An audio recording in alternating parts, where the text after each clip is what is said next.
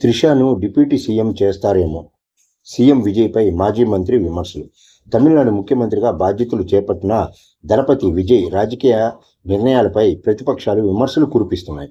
Cinema రంగానికి చెందిన పొరుగు రాష్ట్ర వ్యక్తిని ఢిల్లీలో ప్రభుత్వ ప్రత్యేక ప్రతినిధిగా నియమించడంపై అన్నాడీఎంకే మాజీ మంత్రి ఆర్బి ఉదయ్ కుమారన్ తీవ్ర అభ్యంతరం వ్యక్తం చేశారు.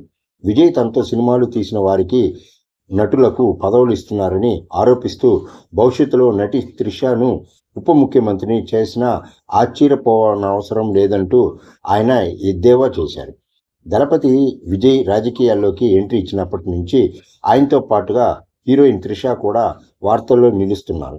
తమిళనాడు ఎన్నికలకు ముందు విజయ్ను టార్గెట్ చేయడానికి ప్రత్యర్థి పార్టీల వారు త్రిష పేరు ఉపయోగించే ఎక్కువ విమర్శలు చేశారు. వారి మధ్య సంబంధం గురించి పలు రకరకాల కామెంట్లు చేశారు. విజయ్ ఎలక్షన్లో గెలిచిన ముఖ్యమంత్రిగా బాధ్యతలు చేపట్టిన తర్వాత కూడా ప్రతిపక్షాలు ఏదో ఒక విధంగా త్రిష పేరుని లాగుతూనే ఉన్నారు. తమిళనాడు ఎన్నికల్లో టీవీకే పార్టీ తరఫున త్రిష కూడా పోటీ చేస్తారని అప్పట్లో వార్తలు వచ్చాయి. 2 చోట్ల గెలిచిన విజయ్ ఒక చోట రాజీనామా చేయగా ఆ స్థానం నుంచి త్రిషను బరిలోకి దించుతారేమోననే ప్రచారం కూడా జరిగింది.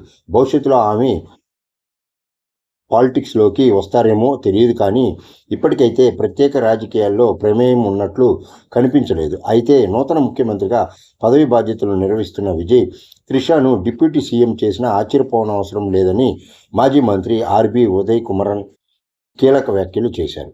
జననాయకన్ నిర్మాత కేవీఎస్ ప్రొడక్షన్స్ అధినేత కె వెంకట్ నారాయణను ఢిల్లీలో తమిళనాడు రాష్ట్ర ప్రభుత్వ ప్రత్యేక ప్రతినిధిగా సీఎం విజయ్ నియమించారు. దీనిపై ప్రతిపక్షాల నుంచి విమర్శలు వస్తున్నాయి. తనతో సినిమాలు తీశారని కర్ణాటక రాష్ట్రానికి చెందిన వ్యక్తికి ముఖ్యమంత్రి కీలక పదవి కట్టబెట్టారంటూ కామెంట్లు చేస్తున్నారు. ఈ నేపథ్యంలో అన్నాడీఎంకే మాజీ మంత్రి ఆర్బి ఉదయ్ కుమార్ కూడా విజయ్పై విమర్శలు చేశారు. ఈ మేరకు ఓ వీడియో రిలీజ్ చేశారు. 8 కోట్ల రాష్ట్ర ప్రజలకు ఢిల్లీలో ప్రాతినిధ్యం వహించేందుకు రాష్ట్రానికి చెందిన వారు ఒక్కరు కూడా సీఎం విజయ్కు కనిపించలేదా అని ఉదయ్ కుమారన్ ప్రశ్నించారు. విజయ్తో సినిమాలు నిర్మించాలనే ఒక కారణంతో పొరుగు రాష్ట్రానికి చెందిన వ్యక్తికి కీలక పదవిని నియమించడం ఎంతవరకు సబబని నిలదీశారు.